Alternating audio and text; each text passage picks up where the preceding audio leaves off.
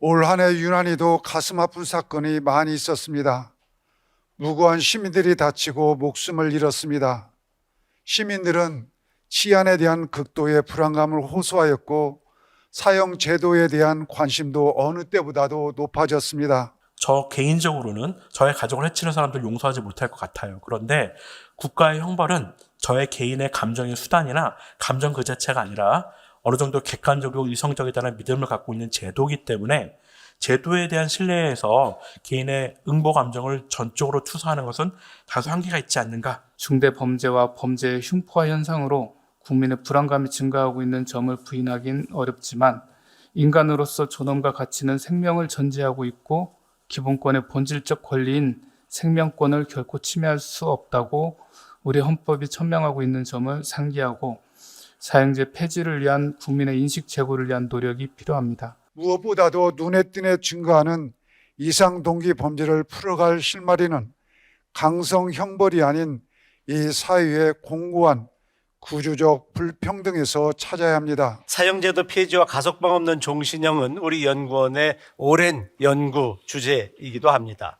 우리 연구원은 이미 사형제도의 합리적 축소 정비 방안, 형사법 개정 연구 보안처분제도의 정비 방안, 중형주의 형사제재의 실효성에 관한 평가 연구, 사형 확정자의 생활 실태와 특성, 사형 폐지에 따른 법령 정비 및 대체 형벌에 관한 연구 등 사형 제도에 대한 실증적인 분석과 평가, 사형 폐지에 대한 합리적 대안 도출과 같은 증거 기반 형사정책 연구의 성과를 제시해 왔습니다. 현행법상 사형제를 그대로 두면서 형법 42조에 가석방 없는 무기형을 이제 도입하는 내용입니다.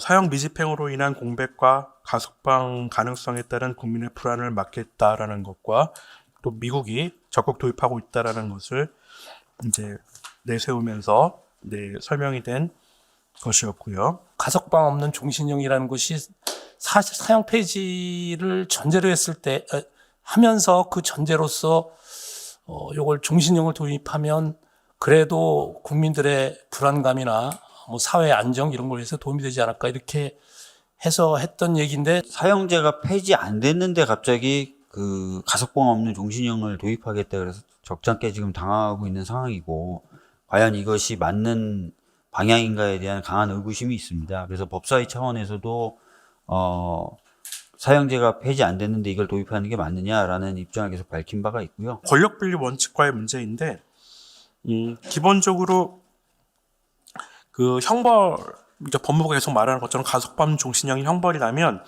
형벌은 법률의 본질적인 내용이기 때문에 이 가벌성의 문제는 입법자의 고유한 영역인데 이것을 법관이 개별 사건에서 판단하는 것은 입법 형성권을 침해하고 또 그래서 입법과 사법을 애써 분리하고 있는 권력 분립의 취지와도 반한다. 정부가 입법 발의한 형법 일부 개정 법률안 즉 무기형을 가석방이 허용되는 무기형과 그렇지 않은 무기형으로 구분하도록 하는 개정안은 사형제의 폐지에 대한 분명한 입장이 없어 아쉬움이 큽니다.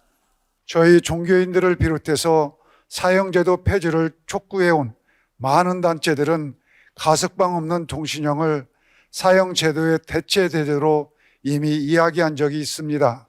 사형 폐지의 전 단계 내지는 전제로서 이해되던 이 가석방 없는 종신형이 사형과 함께 논의되는 것은 굉장히 낯설다라고 말씀을 드릴 수 있을 것 같습니다. 기본적으로는 가석방이 되느냐 안 되느냐는 그 국회에서 정해야 되는 것이고 형법에다가 정해놔야 되는데 그걸 안 정해놓고 판사가 앉아서 무기징역이라고 돼 있는 거에서 가석방 된다 안 된다를 그 자리에서 결정한다. 이거는 명백히 이거 죄형법정주의 위반이고 국회 입법권 침해고. 저는 죄형법정주의의 문제가 제기된다고 생각합니다. 어떤 범죄가 사형이고 어떤 범죄가 가석방 무기형인지에 대한 것들이 사전에 행위시에 정해져야 한다는 것은 우리 형법 교과서에 언제나 맨 앞장에 써져 있는 중요한 내용인데요. 21대 국회에는 9번째 사형 폐지에 관한 특별법이 발의되어 있습니다. 15대 국회를 시작으로 이번 국회에 이르기까지 벌써 9번입니다. 사형제도는 모든 기본권의 전제인 생명권을 침해한다는 점에서 인간의 존엄성과 양립할 수 없습니다. 그동안 한국 천주교의 주교님, 신부님, 수두자를 비롯해서 신자들이 연의원 50여만 명에 이르는 입법 청원 서명을 국회에 제출하기도 했습니다. 우리 정부는 2020년 12월 최초로 사형집행 모라토리엄 결의안에 찬성한 이래 작년 12월에도 같은 결의안에 찬성 입장을 유지하였습니다. 범행 당시에 무엇이 가장 무서웠냐라고 물어본다면 사실상 잡힐까봐 두려웠다라는 얘기들을 일관되게 하는 것을 확인할 수 있었습니다. 우리나라의 경우에 사형 미집행에도 불구하고 사실상 10년 전에 비해서 살인 범죄가 절반 가까이 줄어들었다는 점은 어떻게 설명할 수 있을까요? 올 1월 유엔 인권 이사회 제4차 국가인권상황 정기검토 심의에서도 많은 나라들은 우리나라에 대하여 사형제 폐지들을 권고하였고, 자유권위원회에서도 제5차 국가보고서 최종 견해에서 사형 선고의 지속, 사형 폐지를 위한 대중인식 제고를 위한 조치의 부족에 대해서 우려를 표명하면서 사형제의 법적 폐지 및 사형제 폐지에 관한 자유권규약 제2선택의정서 가입, 사형제 폐지에 관한 대중의 인식 제고를 위한 조치의 시행을 권고한 바 있습니다. 사형 제도의 존치를 전제로 하는 가석방 없는 종신형 제도의 도입 여부는 많이 염려스럽습니다. 무기징역과 절대적 종신형의 중간쯤의 단계로서 설정되는 게 상대적 종신형이기 때문에 적극 고려할 필요가 있다라는 생각이 듭니다. 절대적 종신형 제도는 사형제 폐지 시 그 대체 수단으로 제시된 것으로 정부 입법 발의로 불가피하게 대체 형벌을 검토해야 하는 지금이